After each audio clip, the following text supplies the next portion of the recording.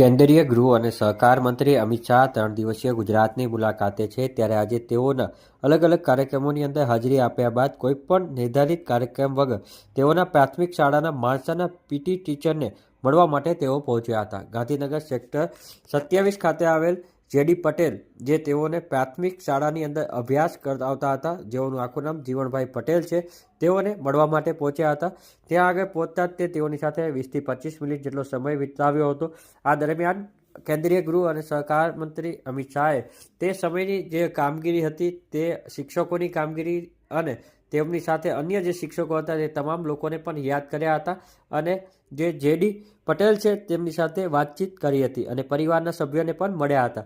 આ તેઓની મુલાકાત જે છે 5 ડિસેમ્બરના સાંજે 5 વાગે થઈ હતી અને તેઓને જેડી પટેલે પણ મુલાકાત બાદ પ્રતિક્રિયા આપી હતી। તેઓના પુત્ર આરોગ્ય વિભાગમાં અધિકારી તરીકે ફરજ બજાવે છે તેવા ડોક્ટર નીલમ પટેલે પણ પોતાની પ્રતિક્રિયા આપી હતી।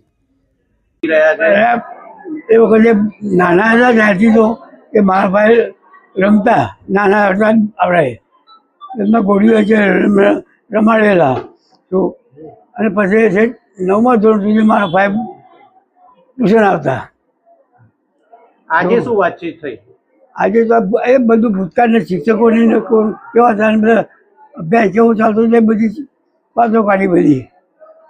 એ વખતે એમ કે શિક્ષકો બધા એટલા બધા સારા હતા કે બધું બધા એમ કે પૈસાનો મોહ નતા રાખતા, ભણાવવાનો મોહ રાખતા તો અને સારી રીતે બધું છોકરાઓનો હોશિયાર કેમ થાય એ જ પ્રયત્ન કરતા હતા એ લોકો। અમિત શાહ ને અભ્યાસને લઈને તમને તો અનુભવ છે, તો એમનું કેવું હતું ભણતર? ભણતર બહુ સરસ હતું, સારું હતું, હોશિયાર હતા। કોઈ યાદગાર પ્રસંગ કોઈ સાહેબ જોડેનો? બહુ યાદગાર પ્રસંગ તો એમના મેં આપણે એનસીસીમાં રાખેલા અને પછી એ પછી અમદાવાદ ગયા ભણવા માટે અને એમના એક નાટક કંપનીનો એમનો નાટકમાં રહેવાનો બહુ શોખ હતો એટલે એમને સ્કૂલની રજા જયંતિ મહોત્સવ હતો એટલે એમાં એમને શેઠનું પાત્ર આપેલું, પપ્પાનો પગ ફોલટો।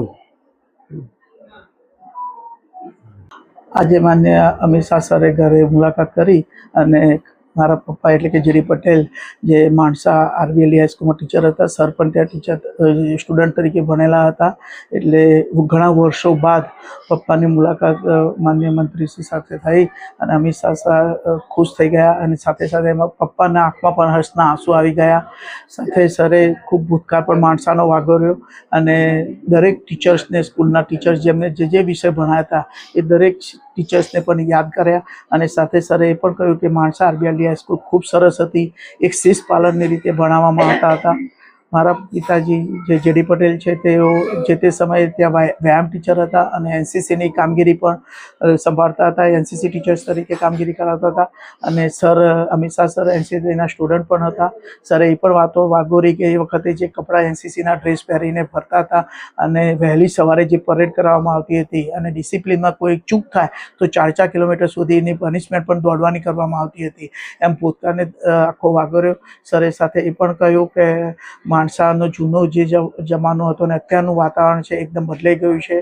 સરે પપ્પાને કહ્યું કે તમે ખુદ હવે માણસાના જૂના તળાવો જે 3 તળાવ છે મોટા મોટા એ તળાવની એકવાર વિઝિટ કરો, એની કાયાપલટ થઈ ગઈ છે અને એ પણ એક વિઝિટ કરવા લાયક છે। એમ ભૂતકાળને વાગોરી અત્યારના વર્તમાનની સ્થિતિને પણ એકદમ ખૂબ શાંત ચિત્તે સરળતાથી આરામથી બેસીને વાત કરી। Thank you.